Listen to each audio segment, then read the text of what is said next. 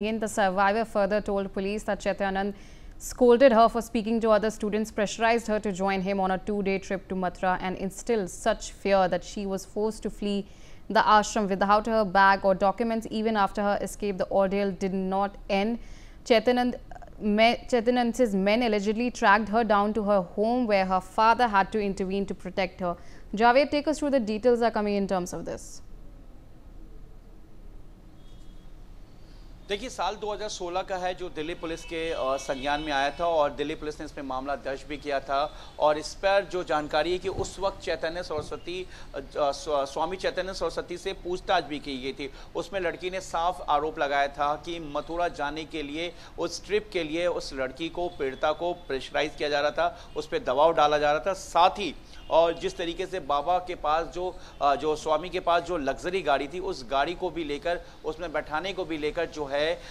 दबाव डाला जाता था और लड़की वहां से भागकर अपने डॉक्यूमेंट्स को, तमाम डॉक्यूमेंट्स को छोड़कर अपने घर आ गई थी। लेकिन पीड़िता के पिता ने ये जानकारी दी दिल्ली पुलिस को कि स्वामी के जो लोग थे वो उसके घर तक पहुंच गए और किसी तरीके से वहां से उन्हें भगाकर अपनी बेटी को जो है उन्हें बचाना पड़ा। स्वामी जो चैतन्य सरस्वती है, उनको लेकर लड़की ने ये भी पीड़िता ने बताया कि किस तरीके के messages, love you, beautiful girl, baby कह के जो है वो जो है उस पीड़िता को बोला जाता था। रात में, देर रात अश्लील जो मैसेज हैं वो किए जाते थे। मैसेज जो चैट है वो भेजा जाता था, जो तमाम चीज़ें हैं उस लड़की को कॉल किया जाता था। तो इन सभी का जिक्र किया, जिसको लेकर दिल्ली पुलिस ने FIR दर्ज की थी। उसके बाद ये साल 2016 का है और ऐसे ही कई चीज़ें सामने आई हैं, जिसमें मथुरा हो, ऋषिकेश हो या इसके अलावा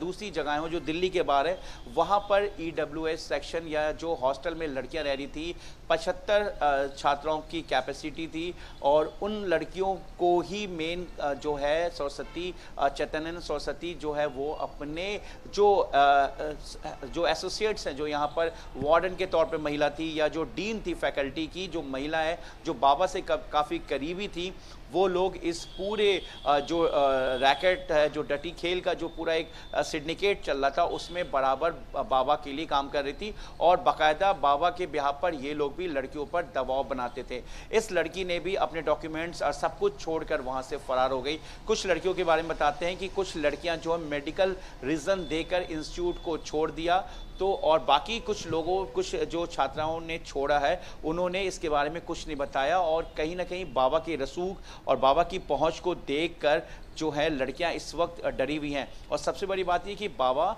ने जानकारी के मुताबिक 28 किताबें लिख चुका है और ये एक राइटर के तौर पर, स्पीकर के तौर पर और स्पिरिचुअल्स